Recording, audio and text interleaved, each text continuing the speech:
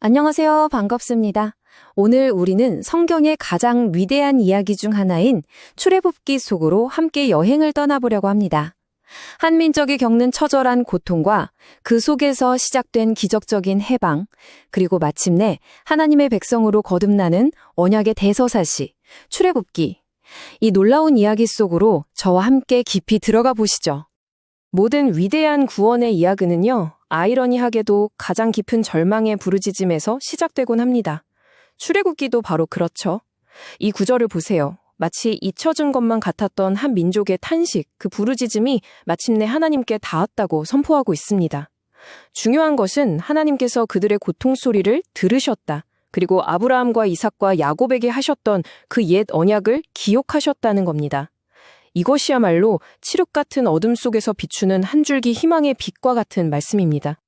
자, 그럼 오늘 우리가 어떤 순서로 이 방대한 출애굽기를 살펴볼지 한번 보겠습니다. 총 6부분으로 나눠서 진행할 텐데요. 먼저 이스라엘의 고난 속에서 한 지도자가 어떻게 등장하는지, 그리고 이집트의 왕 바로와 벌이는 그 엄청난 대결과 위대한 탈출의 과정을 살펴볼 겁니다. 이어서 자유를 얻은 후 광야에서 겪는 시련과 시내산 언약의 의미, 그리고 이 이야기의 중심에 있는 주요 인물들을 분석해보고요. 마지막으로 이 모든 것을 통해 하나님께서 우리에게 주시는 교훈은 무엇인지, 그리고 우리 자신에게 던져야 할 질문은 무엇인지 함께 나눠보겠습니다.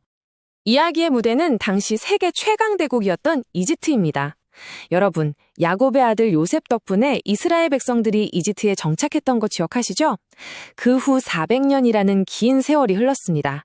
야곱의 후손들은 엄청나게 번성해서 큰 민족을 이루었죠. 하지만 문제는 요셉을 알지 못하는 새로운 바로 왕이 등장하면서 시작됩니다. 이 새로운 바로에게 이스라엘의 번성은 축복이 아니라 엄청난 위협으로 느껴졌던 겁니다. 그래서 그때부터 끔찍한 억압과 노역이 시작된 것이죠. 바로 이 절망의 시대에 한 아이가 태어납니다. 그의 이름은 모세. 그의 인생은 정말 한편의 드라마와도 같습니다. 한번 보세요. 태어나자마자 죽을 운명이었지만 기적적으로 살아나 이집트의 왕자로 40년을 삽니다. 세상 최고의 교육과 권력을 누렸죠. 하지만 자신의 동족을 돕고자 했던 혈기 때문에 살인자가 되어 미디안 광야로 도망쳐 양치기로 또 40년을 보냅니다. 완전히 다른 두 인생이죠. 왕자로 40년, 도망자로 40년. 이 80년의 세월은 그를 이스라엘의 위대한 지도자로 빚어가기 위한 하나님의 기나긴 훈련 과정이었습니다. 세상의 힘을 배웠던 40년, 그리고 그 모든 것을 내려놓고 철저히 낮아졌던 40년. 하나님은 이 시간을 통해 그를 준비시키고 계셨던 겁니다. 그런데 이 칠흑 같은 어둠 속에서도요, 믿음의 등불은 결코 꺼지지 않았습니다. 시브라와 부하라는 히브리 산파들이 있었죠. 그들은 세상의 최고 권력자인 바로의 명령보다 보이지 않는 하나님을 더 두려워했습니다. 그래서 남자 아기들을 살려주었죠.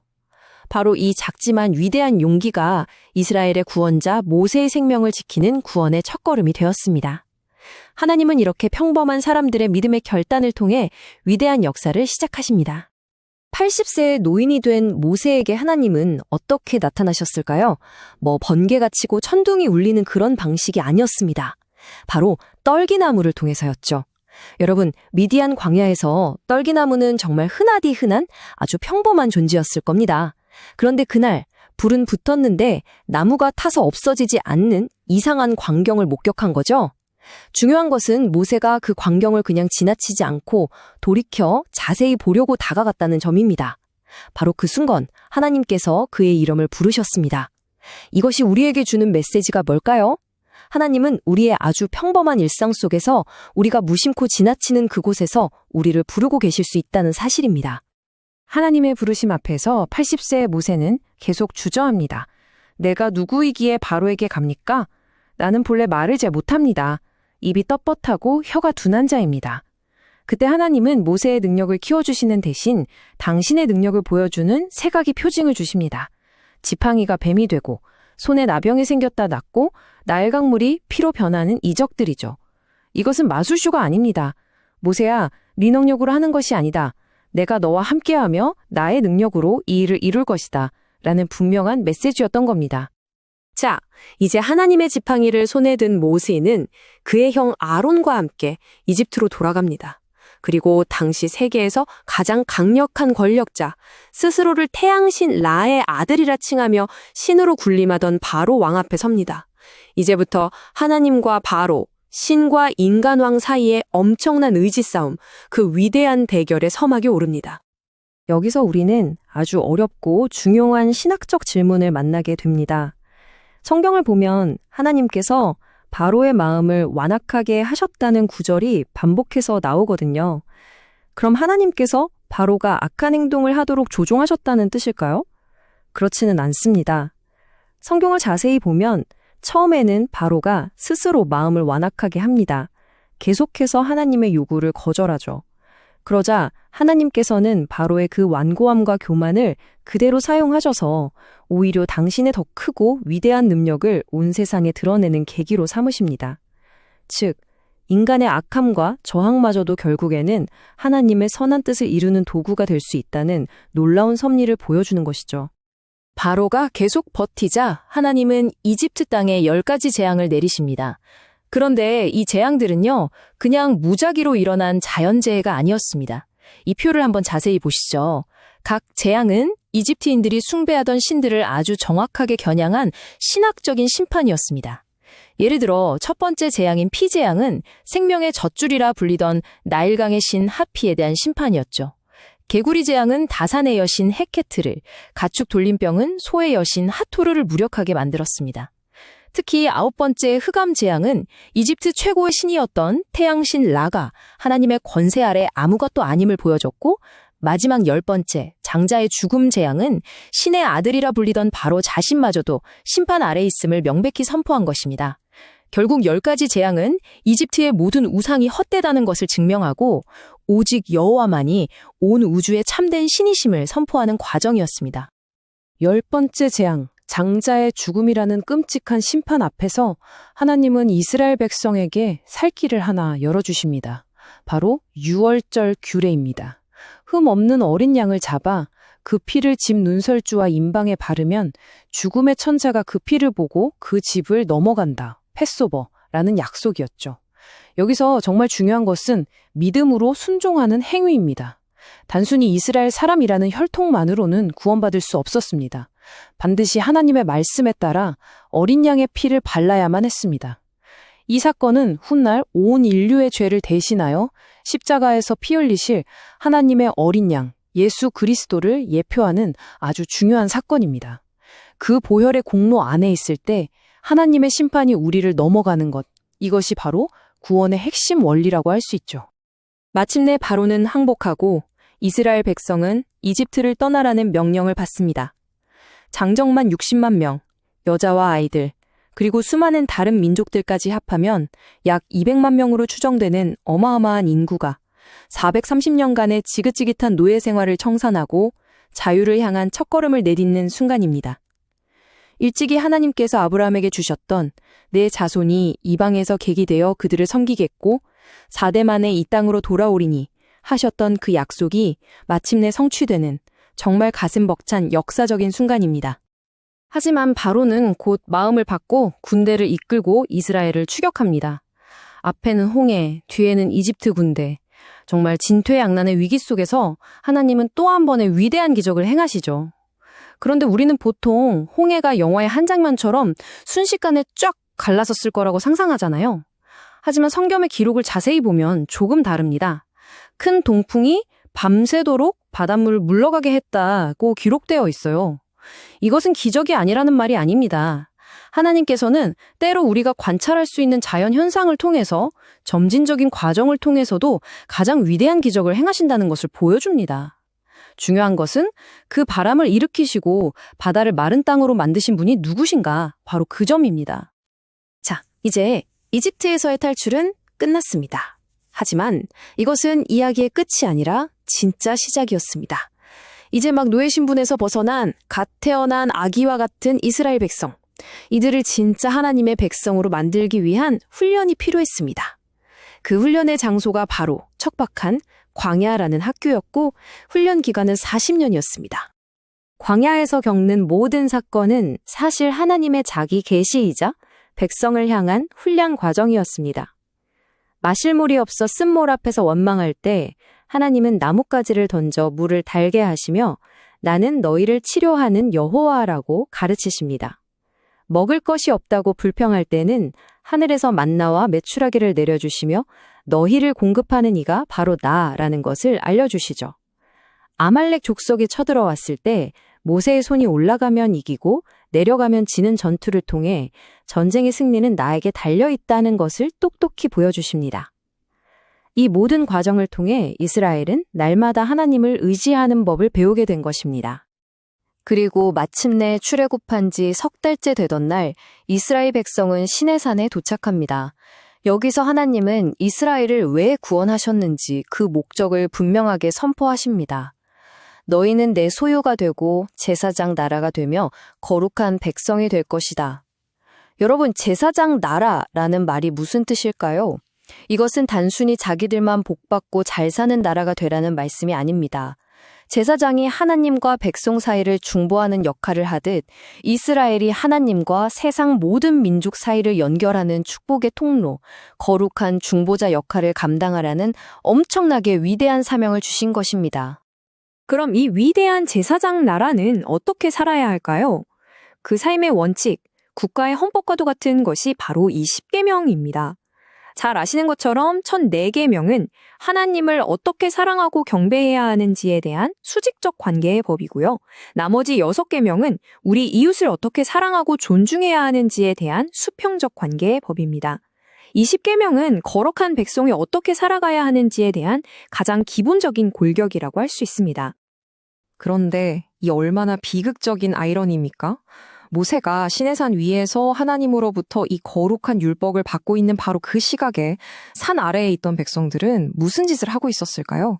그들은 모세가 더디 내려오는 것을 보고 불안해하며 자신들을 인도할 신을 만들라며 아론을 부추깁니다. 그리고 결국 금송아지 우상을 만들어 놓고 이는 우리를 애굽 땅에서 인도하여 낸 우리의 신이다 라며 섬기고 있었습니다. 그 엄청난 기적과 은혜를 경험하고도 이렇게 빨리 하나님을 잊어버린 것입니다. 이 끔찍한 배신 앞에 하나님은 진노하셔서 이 백성을 다 멸하시겠다고 말씀하십니다. 바로 그때 모세가 하나님과 백성 사이에 서서 자신의 생명을 걸고 중보 기도를 드립니다. 하나님, 이 백성의 죄를 용서해 주십시오. 만약 용서하지 않으시려거든 차라리 주의 책에서 제 이름을 지워버려 주십시오. 자신의 목숨과 구원까지도 내어놓을 만큼 백성을 사랑했던 참된 지도자의 모습이죠.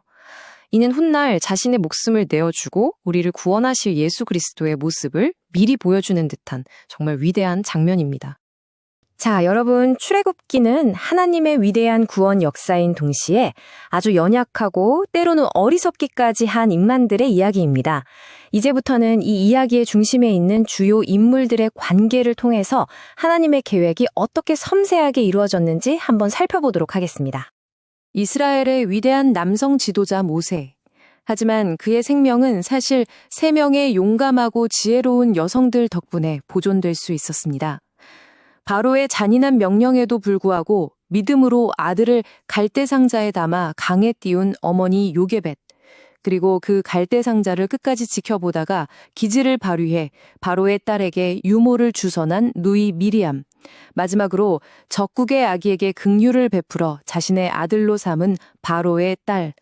하나님은 이처럼 이름 없는 여인들의 믿음과 용기, 지혜를 통해 구원의 역사를 시작하셨다는 점이 참 놀랍습니다.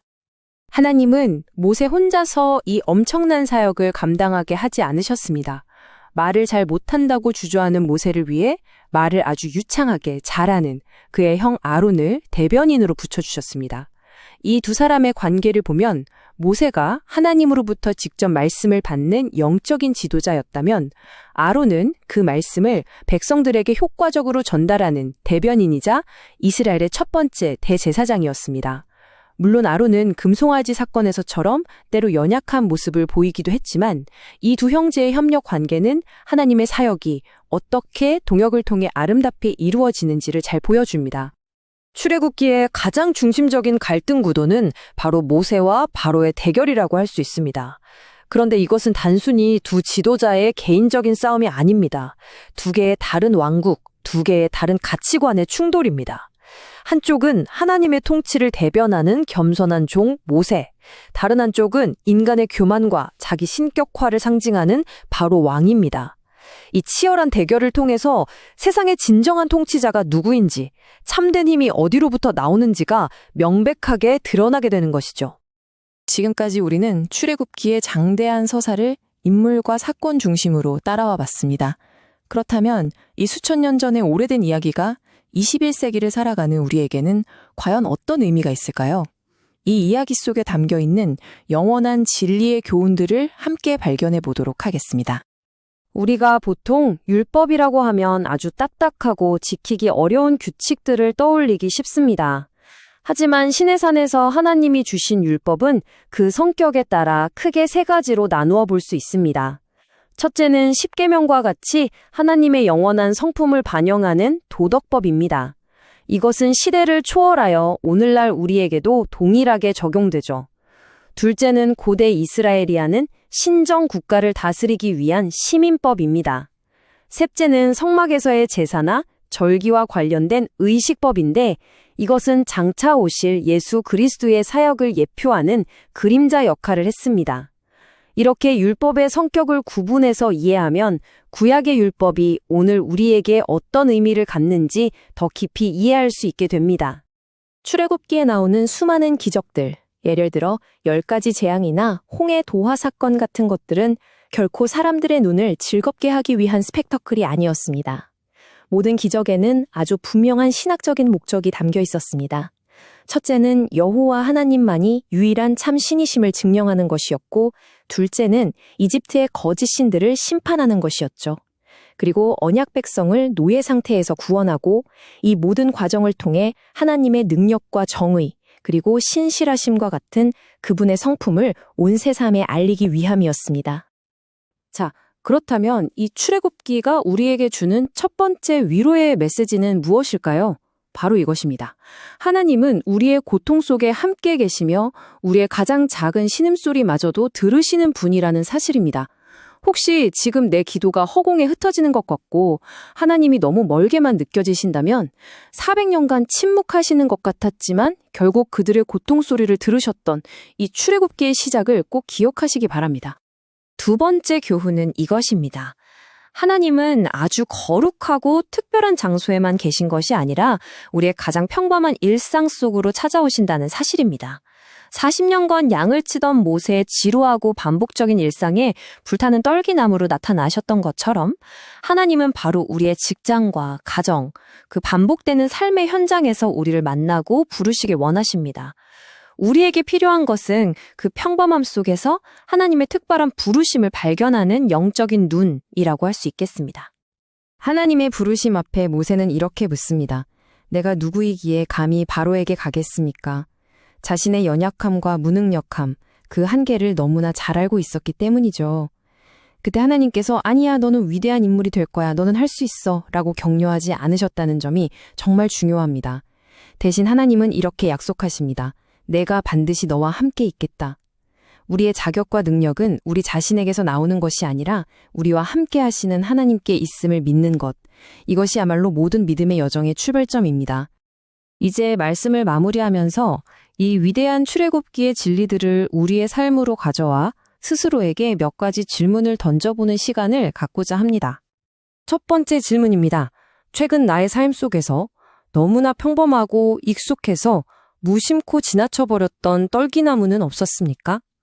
혹시 하나님께서 그 평범함 속에서 특별한 음성을 들려주고 싶어 하시는 것은 아닐까요? 두 번째 질문을 드립니다.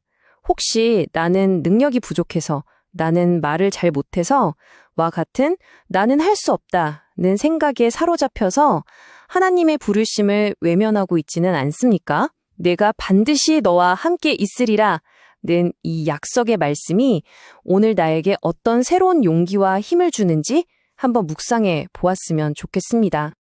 그리고 마지막 질문입니다. 우리 삶의 어떤 영역에서 여전히 이집트의 왕자처럼 내 힘과 내 지식, 내 경험을 의지하고 있습니까? 하나님은 우리를 미디안 광야의 겸손한 목자로 부르십니다. 우리의 능력이 우리 자신의 지팡이가 아니라 하나님의 손에 들린 지팡이에서 나오기를 소망합니다. 오늘 긴 시간 함께 해주셔서 진심으로 감사합니다.